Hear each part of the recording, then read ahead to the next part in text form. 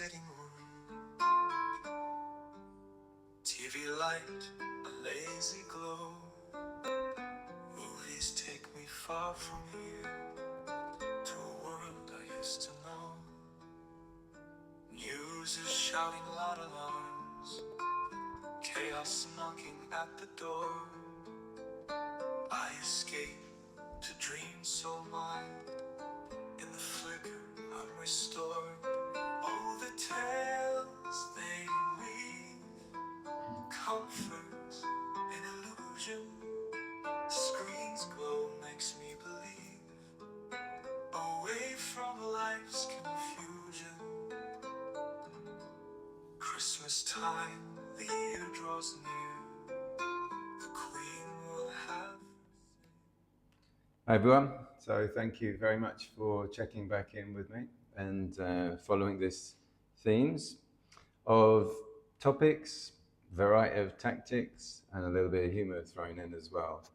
All right, so we're going to go with ChatGPT's character I've created here, Ralph, who's going to be lining up them. Okay, Ralph, go ahead, mate, and I'd be interested to hear some topics and tactics keep things fresh and nimble and enjoy exploring some of the themes in Buddhism and the Dharma and the meditation topics. All right, I've got a fresh combination for you. Ready when you are. Throw me up. Here's a topic and tactic to keep things nimble. Yeah. Topic, right livelihood. Tactic, contrast questions. Prompt, what does it mean to have a livelihood that causes harm versus one that promotes well-being for all? This can help explore ethical work choices, and you can balance it with a light joke. Let me know if you want to tweak it or add more. Have you got a hint for what kind of joke? A hint for what kind of joke? All right. Right livelihood. For a right livelihood discussion, a light joke could be, joke prompt, the grandfather giraffe. It plays humorously on the idea of mixing up livelihoods, like a giraffe in a career far from what you'd expect. Yeah. You can tie it into a discussion on finding a job that aligns with values and doesn't feel giraffe-like or out of place. Does this fit the tone you're...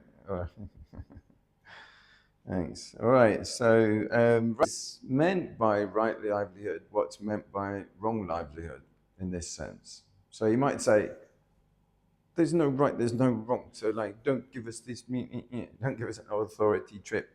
Actually, when you hear what the Buddha said about wrong livelihood, and you look at what's happening in the world, you can understand it a little bit deeper. Selling poison,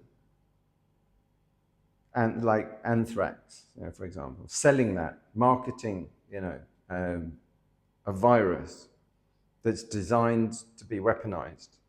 So this is someone who's trading in anthrax or Ebola or such kind of use of biological warfare, weapons using biological warfare, for example. This would be an example of that, or other kind of poisons, poisons which are designed for, I saw bottles with poison written on along, scattered empty ones that were along the beaches in Sri Lanka. These are being used to poison areas where the elephants, the wild elephants, would walk across the rice paddy fields and would really like eating the small shoots of the rice as it was growing up. Farmers didn't like this. Their response to this was to, I think they would poison papaya fruit and leave it around so the elephants would come along.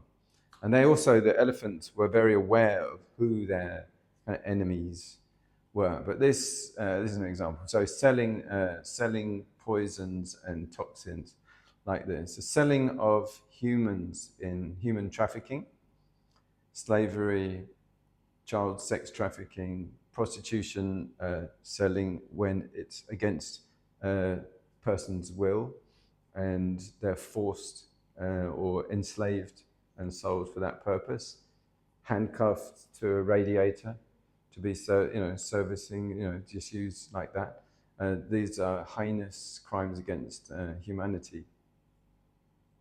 So these are all examples of wrong livelihood. So then the right livelihoods tend to be the plain and simple, straightforward, honest dealing, where you are trading in either services which promote harmless activities, and also are somewhat on the more straightforward, clear and clean, just sort of selling, commodities which are harmless, such as healthy foodstuffs and so on. So at least also to have some guidelines about rights and wrongs gives us sort of clarity as well. All right, so contrast questions. What promotes and enables hatred in our world when it comes to livelihoods? What livelihoods promote more racism? When people are selling ideas, which ideas, when we look at history's results that have resulted in mass migration, that have resulted in civil war, that have resulted in murder and genocide, these are when the general public or people have bought an idea, a package, an intellectual package of ideas involving hatred and division and fear. And we can see the results that have happened in various places. What can we do to prevent that? And what can I do in my life, in contrast, to steer my life away from a career which is promoting superficial values, that is promoting such kind of things? I was offered a job with a very well-known newspaper group, and my job was going to be an illustrator who was a caricaturist. Recently, after neglecting this for sort of years and losing interest and focusing on the monk's life, I saw some political caricatures of the two American nominees. And I browsed through, I must have been about 10 or 15 of these, and then I realized this was going to be my career, which is really sneering. I mean, they're quite enjoyable in their own way, but ultimately when it comes to it, it's an employment where you are spreading hatred and you're mocking and you're disrespecting. No matter what you think of different candidates and what your political opinions are and so on. The job of a caricaturist is really to sort of make mockery and clowning. It meant to insult one person versus another. That's your job. You're a clown who's a hired mercenary to target your sense of humor and your hand skills, drawing, that's been kind of weaponized to target someone to try to use view. So that's, in a sense, it's relatively wrong livelihood. And the same dilemma I've seen where people are involved in advertising and then they come into meditation and they realize that there's a dilemma in their life where they are actively promoting cravings. And often for the item that's for sale is out of their control. They are really hired hands. Whatever the item is, they're going to try to promote it. In the case of, there was a series, Mad Men, that I saw some of, and where it focused on one particular person, Don Draper, and he was in this world and all of the ethical dilemmas as he really tried to fly the flag first for his country in a war which he ultimately didn't believe in, the Vietnam War, no, the South Korean War, sorry. And then he came back and tried to succeed in advertising. And then, you had such things as the sort of promoting of sugary drinks that were going to be sort of distributed all over the world. And the massive success of that, well, it's of a questionable use. So, they were promoting cigarettes. So there were dilemmas in all of this where, they were trying to conceal research that was showing that smoking causes cancer. But the advertisers were, no, and the companies were trying to make more money. Well, they make more money by trying to conceal this. So in the end, that was Lucky Strikes are toasted tobacco. Yes, there you go. Everyone else causes cancer. Ours is toasted. Toasted tobacco, as if it's sort of put under a grill. It's got this yummy smell. So it doesn't cause cancer though. So. Okay, so these are some reflections on wrong livelihood and then right livelihood. So the contrast questions are, in your own life, how can I promote greater, cleaner livelihood and stay away from harm? How can I identify wrong livelihood and identify the spectrum of jobs, and what is involved in this when we look at choosing our careers? Is it based on compassion? And what do we do when we see ethical? Do we have an ethical radar inside or not? Are we aiming to simply increase the wealth of enormously wealthy people? Or are we working on behalf of poor and vulnerable people who haven't had a fair chance? And how can we bring about some balance?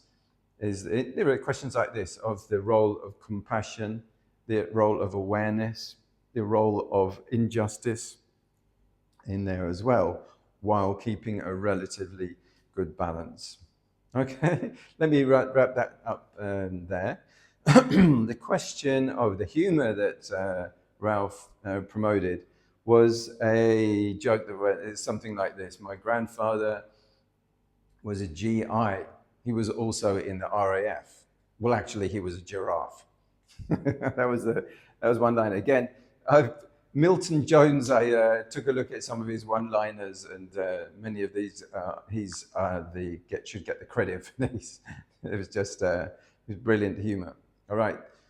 Well, let's go back to Ralph and see what he's got to say when he's got a bit of a... Feel free to share your one-liners, and we can explore them or integrate them into the discussion. We're done. Let's keep the humor going and match it to the topics we've been working on. Let's check on the timing. What do you have in mind for these one-liners?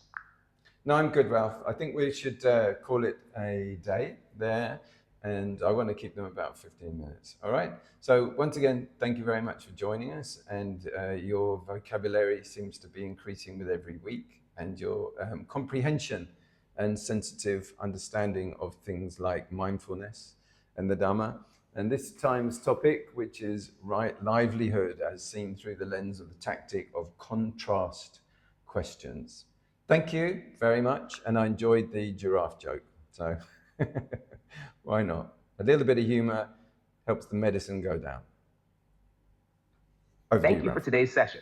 It was a great exploration of livelihood, mindfulness, and humor. I appreciate your thoughtful engagement, and I look forward to continuing our discussions in future sessions. Take care, and we'll pick things up next time. See you soon. Away from daily dread, in the quiet glow of screens, Take care. in stories I am fed.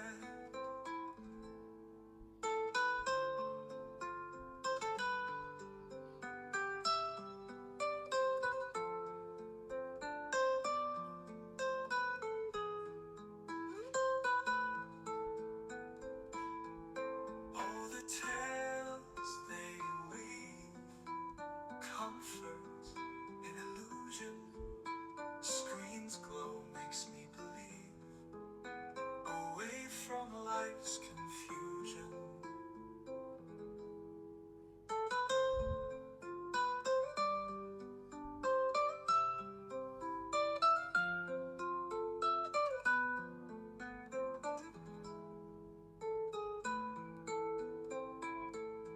Christmas time, the year draws near. The Queen will have her say. Her speech brings a gentle cheer in a world that's gone astray.